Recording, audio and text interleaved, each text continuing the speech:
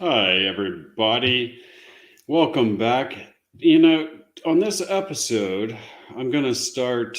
Last episode, I kind of went to kind of a larger overlook of the woo world, kind of a macro viewpoint of what the woo world is and how all of this paranormal activity slash mixed with alternative history theory, which in fact is actually the real history, mixed with uh, all kinds of conspiracy and unfolding world events right now is the woo world, or what we call the woo world.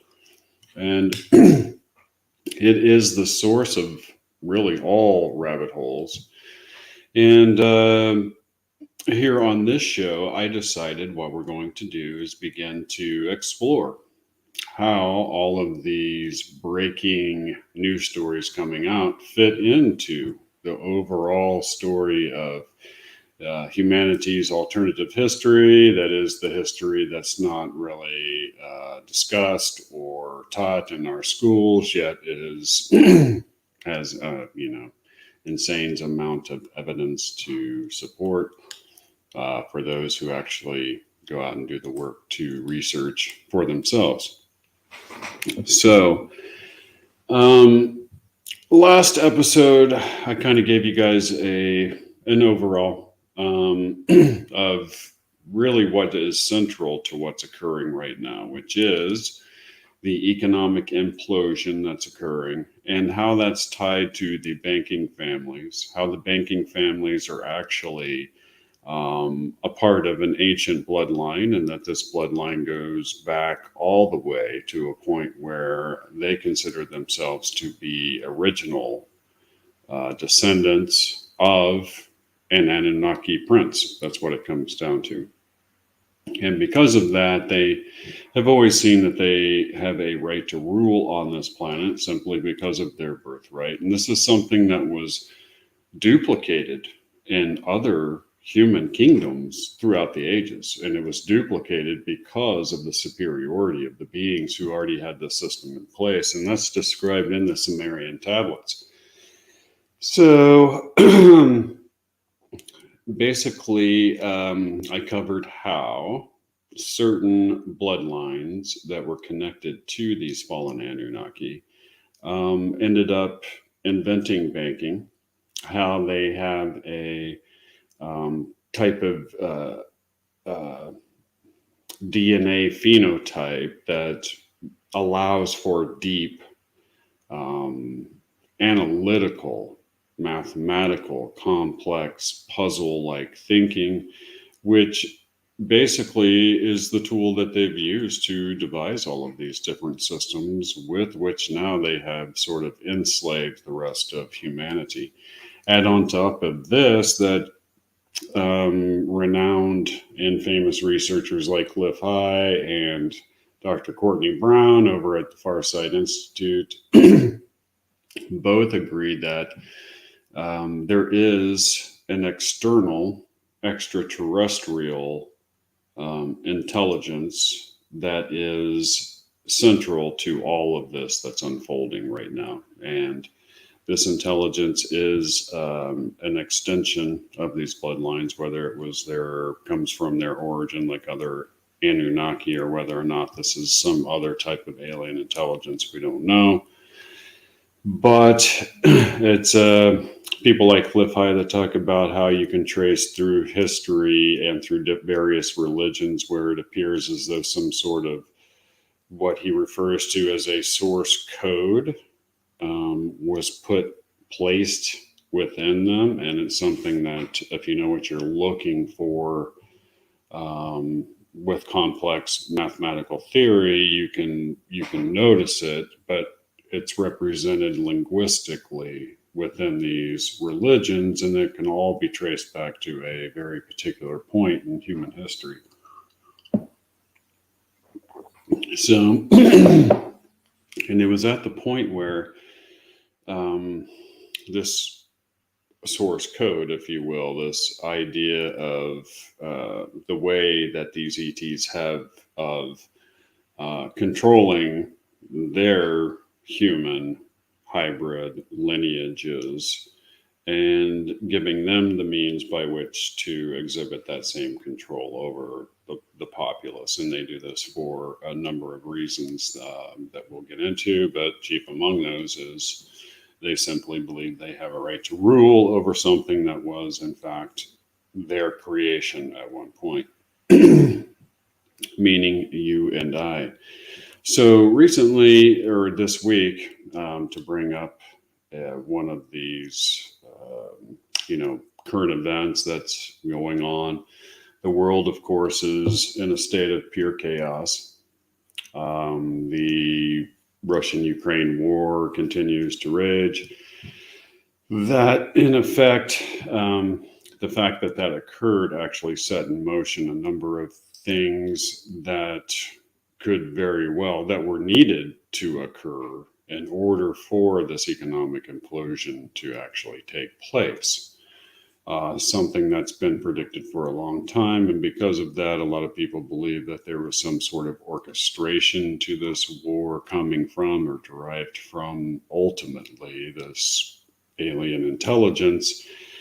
And the ultimate goal at this stage, because their system is completely crumbling, is to reduce the numbers of the herd. Because at some point, you reach a point in population growth where you have a point of what they call negative returns, and that's where let's call it the ET intelligence / cabal is at with humanity. They're at the point where they are losing all control, and it's simply because there's way too many people, and they can share information so quickly that it's tough to keep control over something like that. All of their long laid plans of devising a global governmental like structure have all just completely unraveled over the course of a very short period of time, 1 or 2 years.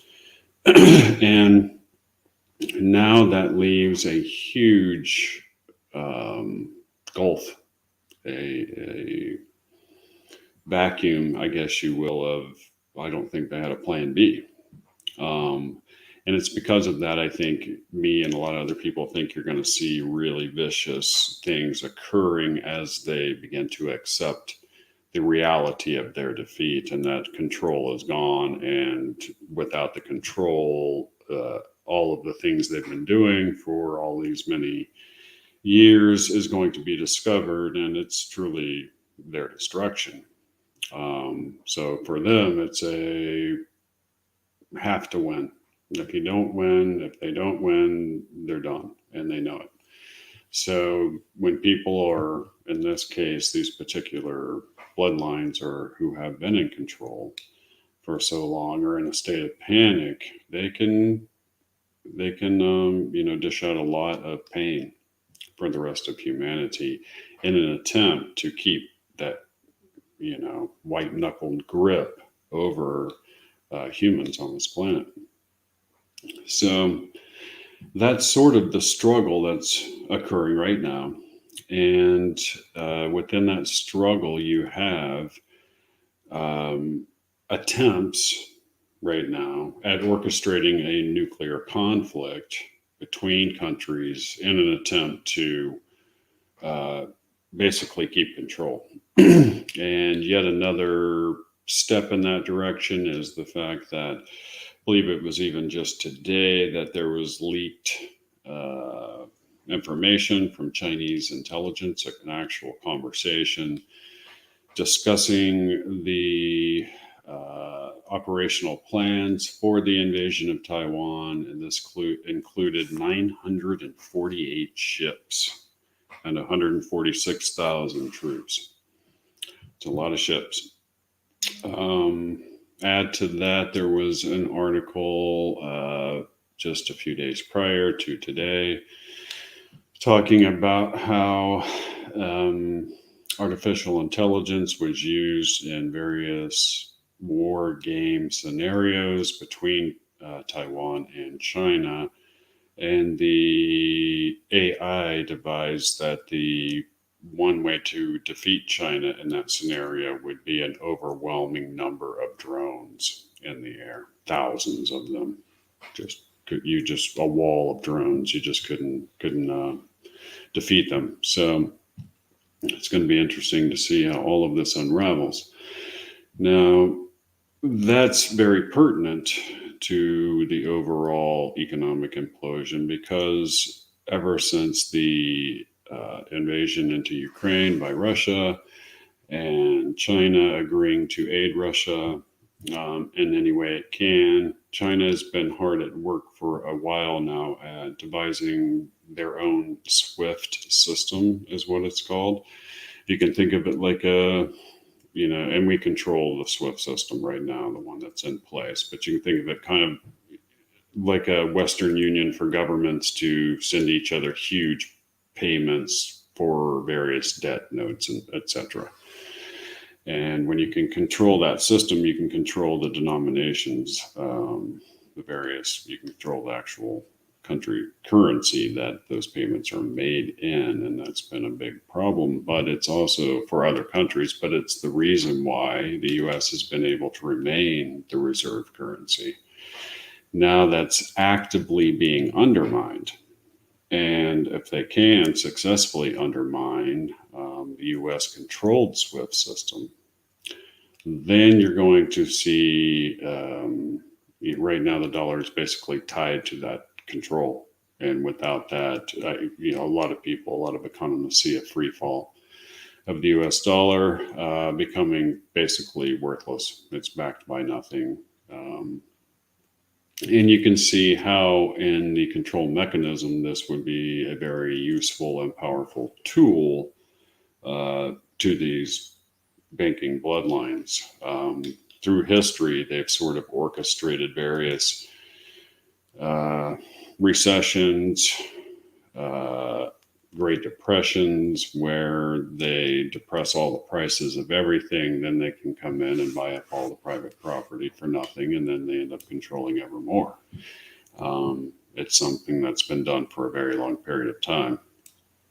They even call this, even in these groups, they call it Babylonian money magic. That's the term they actually give what they do with all of this different kinds of banking. Number magic is really it is. It's just a way of shoving numbers around to make it look like there's value when there really isn't any value. And so in the coming years, you're going to see a reevaluation of things that we will reevaluate what we consider to be valuable.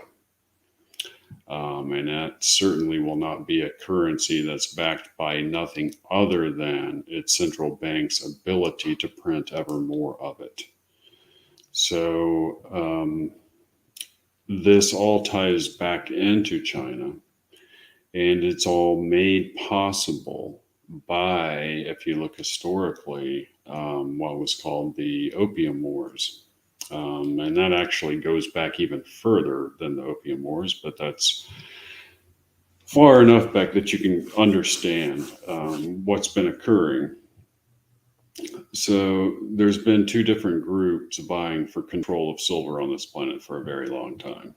And one of those groups are the Han Chinese, which is a very distinctive genetic phenotype group in China, and they see themselves as very special because of that, and derived from, ancient royalty. So, wow, somebody doesn't like what I'm saying.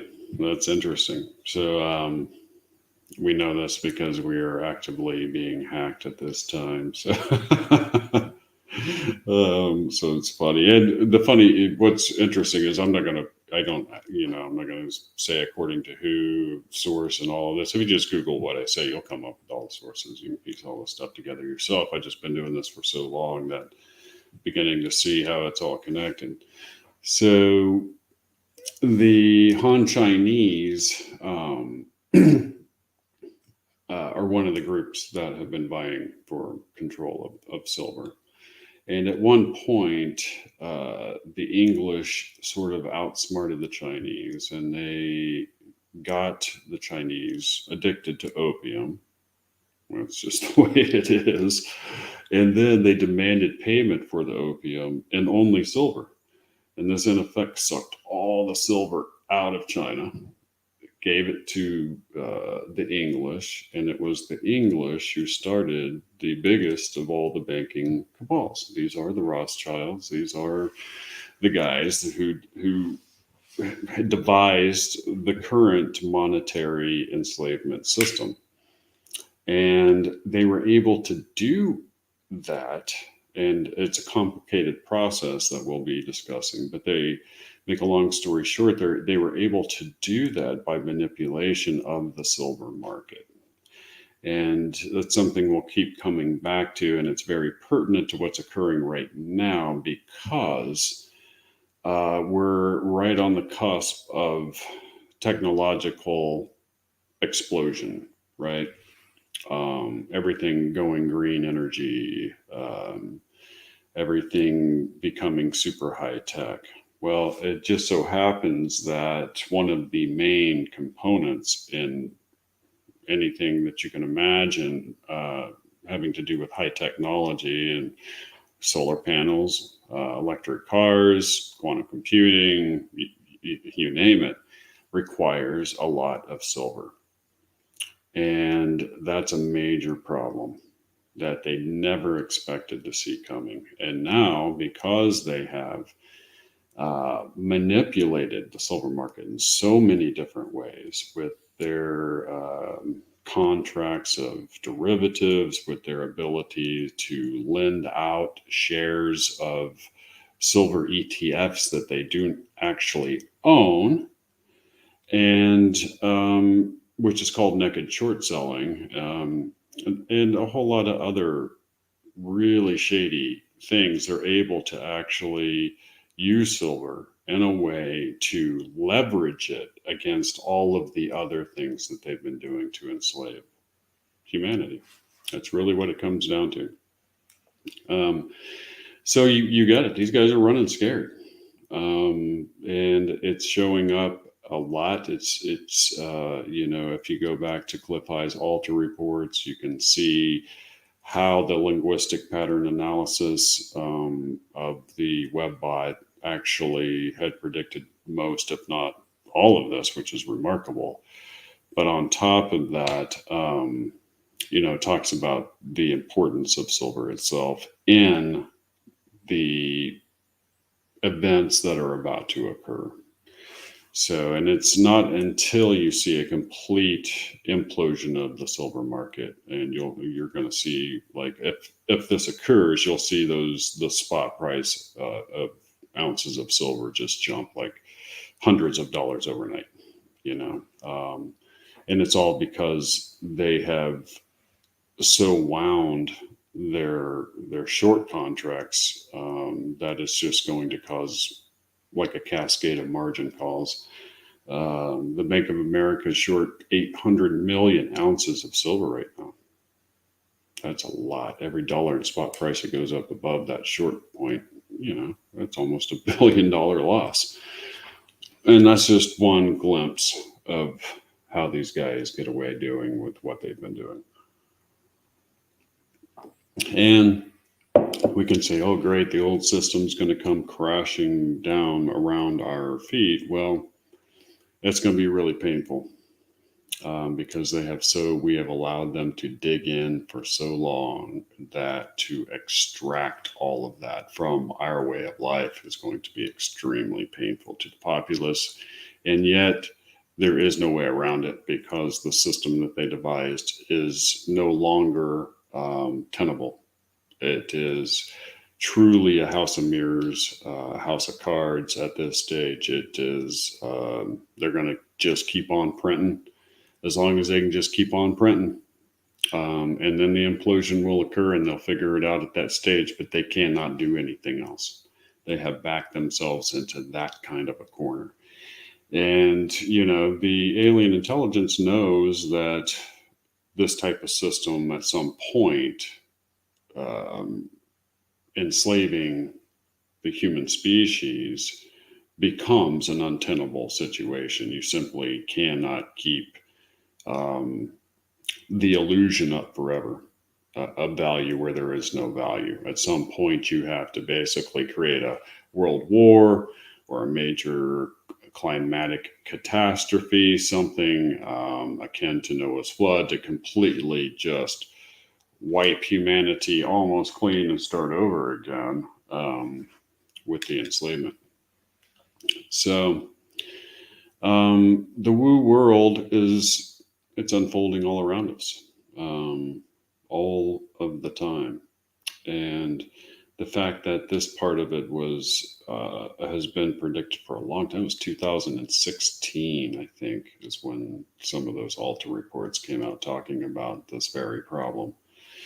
And now China is, basically actively planning an invasion of Taiwan.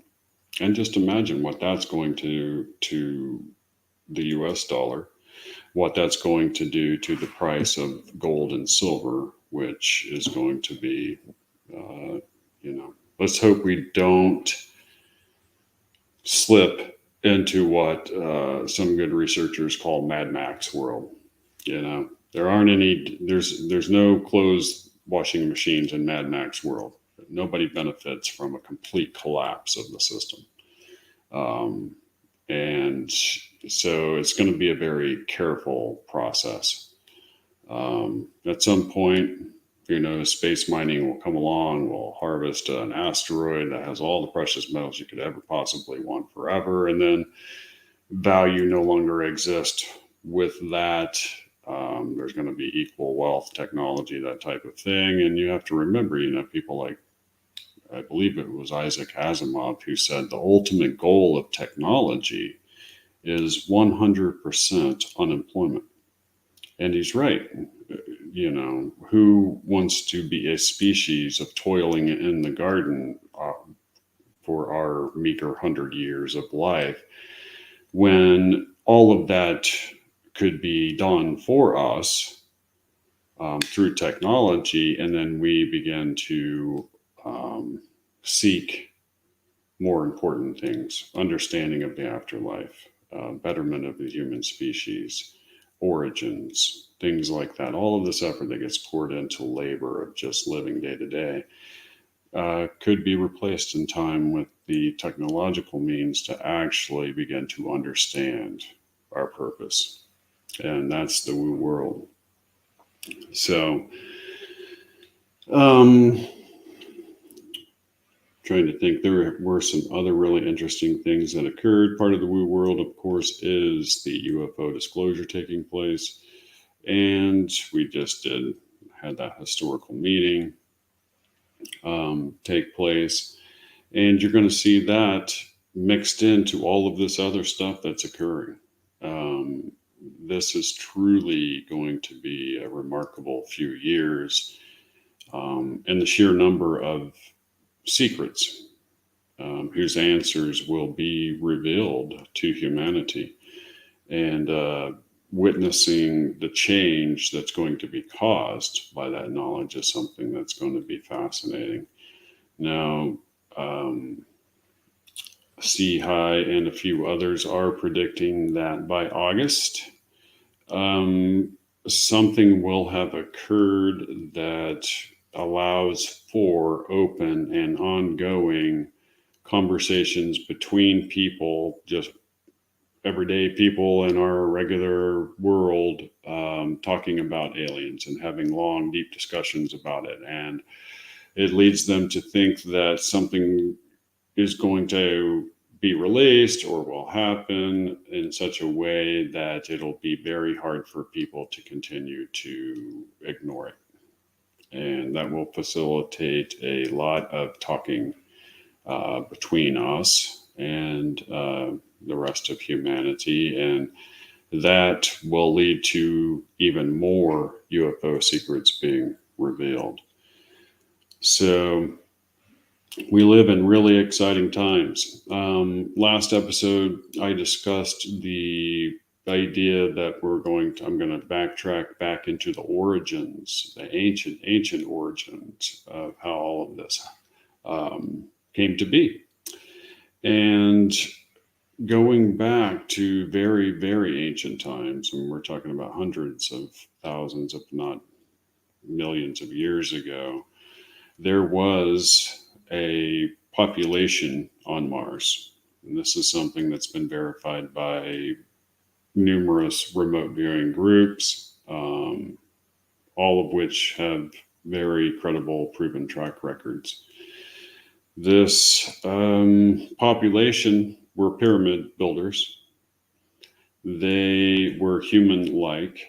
I think that's fascinating. It was shortly after I came across a lot of their research that I found an article that was out there, space.com, a lot of nature.com, a lot of different places talking about the idea that human-like creatures, humanoids, could in fact exist all over the galaxy. And it makes a scientific argument that biology sort of naturally flows in the direction of producing bipedal humanoid-like creatures. It was fascinating. It's out there. You can Google it. And it makes it not so strange that there could be humanoid life on other planets, just like was talked about in our ancient oral histories and ancient tablets, etc., all around the world. So this society, it's unknown how or why, but they ended up having a war with a neighboring planet. A lot of conspiracy people out there will be familiar with Planet X or Nibiru. This was the planet they were having a war with. It was the Anunnaki. The Anunnaki had a serpent quality to them. They were reptilian. That's all there is to it. They had a very reptilian aspect to them.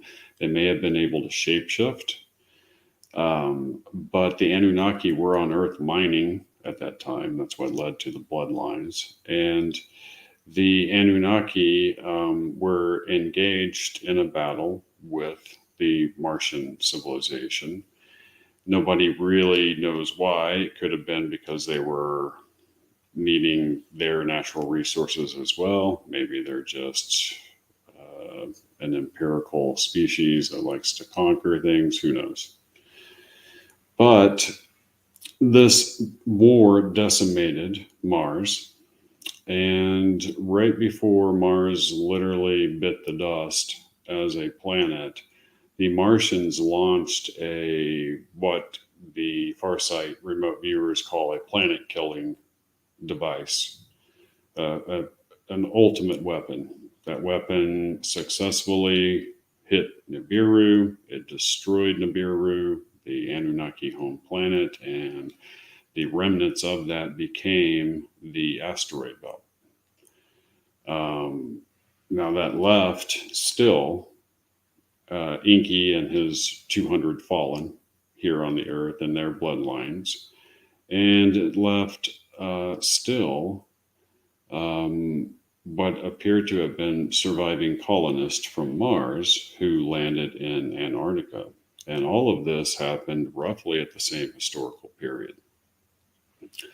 And it's the ruins of these Martian people that they have been discovering since the 1950s.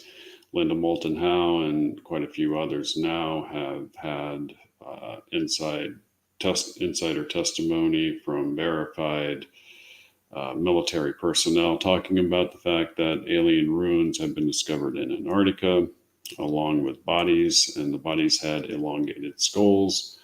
I believe in my research that those elongated skulls are in fact the same ones being discovered in Peru and are referred to as the Paracas skulls. They were really kind of brought to the forefront of mystery circles by Brian Forrester, who's a really well-known researcher and scientist out there.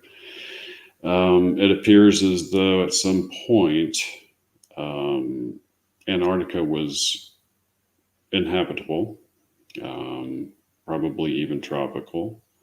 It was at that point when this colonization took place.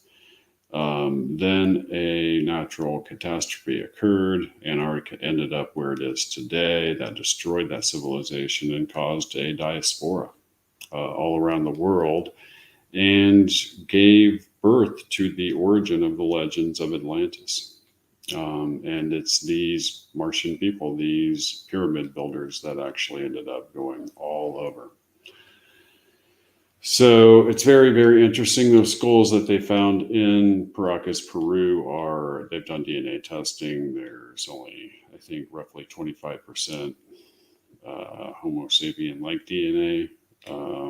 The skulls are something like, I believe, 60% heavier than a human skull. So that's how dense the mass of the bone matter is. And the cranial capacity is like 25% larger than a normal human being.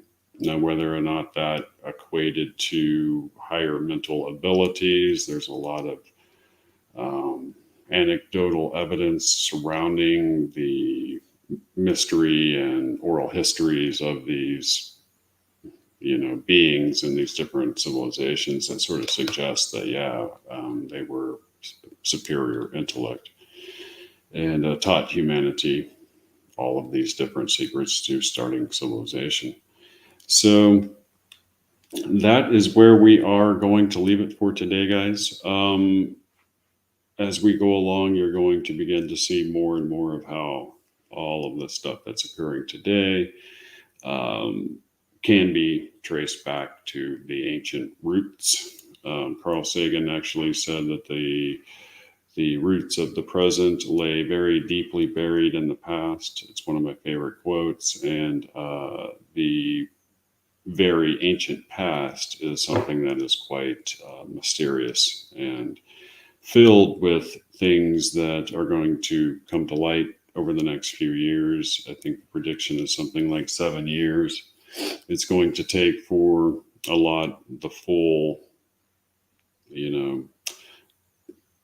grouping of UFO type secrets to actually be revealed and ingested by humanity. Is going to take a number of years. So it looks like, and along with that, we're going to,